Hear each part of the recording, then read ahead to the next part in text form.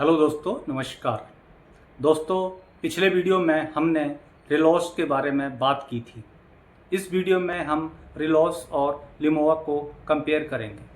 अगर मैं आपसे कहूं कि आज भारत के वॉरशिप सिर्फ इंडियन ओशियन तक सीमित नहीं हैं, बल्कि आर्कटिक से लेकर पैसिफिक तक ऑपरेट कर रहे हैं, तो क्या आप यकीन करेंगे?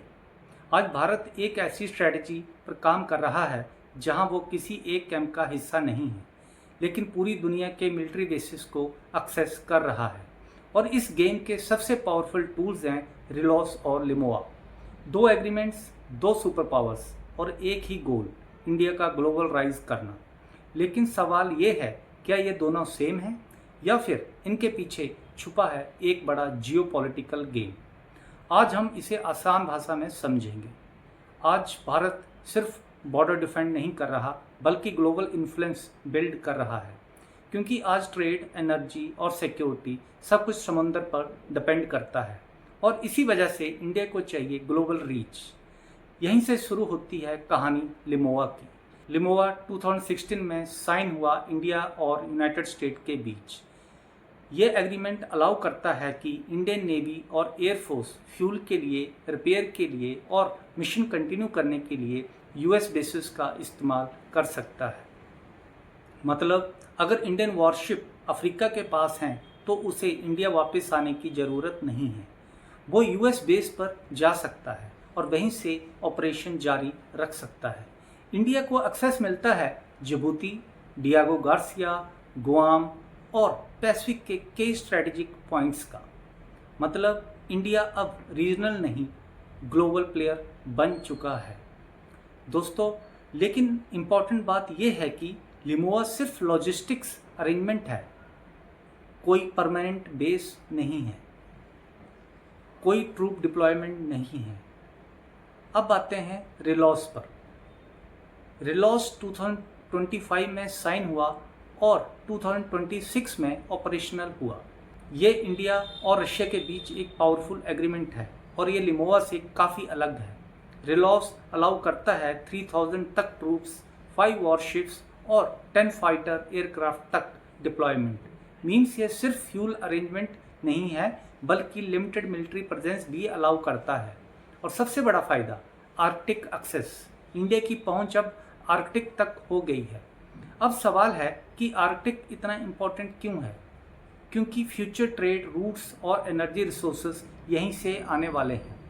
नॉर्दर्न सी रूट्स जो यूरोप और एशिया के बीच शॉर्टेस्ट पाथ बन सकते हैं, और इंडिया अब इस रेस में ऑफिशियली शामिल है। अब बात करते हैं सबसे बड़े फ़र्क की। लिमोआ में ट्रूप डिप्लॉयमेंट नहीं है, रिलॉस में अलाउड है। लिमोआ डॉलर सिस्टम पर चलता है, रिलॉस बार्टर सिस्टम अलाउ करता है। मतलब कैश नहीं तो गुड्स या सर्विसेज से भी पेमेंट हो सकती है। और यही इंडिया का सबसे स्मार्ट मूव है, क्योंकि रशिया पर सैंक्शन लगे हुए हैं, लेकिन रिलॉस उस प्रॉब्लम को बाईपास कर देता है। अब सवाल, इंडिया को दोनों अरेंजमेंट की ज़रूरत क्यों है? क्योंकि इंडिया फॉलो करता है स्ट्रेटेजिक ऑटोनॉमी। इंडिया ना यूएस कैंप में है ना रशिया कैंप में, बल्कि दोनों के साथ काम कर रहा है। रिलॉस हेल्प करता है रशियन वेपन को मेंटेन करने में, क्योंकि इंडिया का 60 से 70% मिलिट्री हार्डवेयर रशियन ओरिजिन का है। और लिमोआ हेल्प करता है ग्लोबल ऑपरेशंस में और हाईटेक कोऑर्डिनेशन में। मतलब रशिया देता है स्टेबिलिटी, यूएस देता है टेक्नोलॉजी और इंडिया रखता है बैलेंस। अब आते हैं चाइना एंगल पर। चाइना तेज़ी से एक्सपेंड कर रहा है।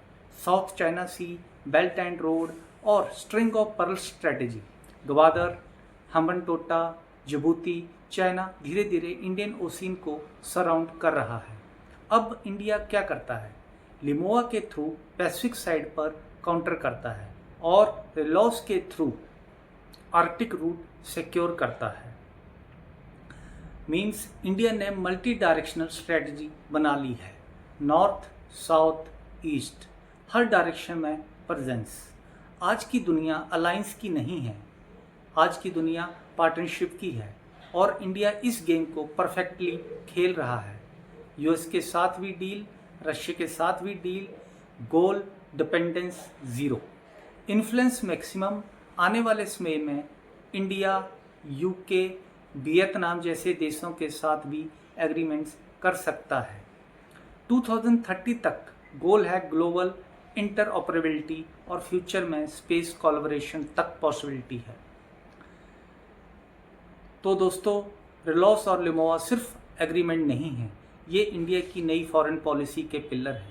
एक तरफ आर्कटिक, दूसरी तरफ इंडो पैसिफिक और बीच में खड़ा है इंडिया, ना पूरी तरह किसी का अलाय ना किसी का एनिमी, बल्कि एक इंडिपेंडेंट पावर। अब सवाल आपसे है, क्या यह स्ट्रेटेजी इंडिया को सुपर पावर बनाएगी?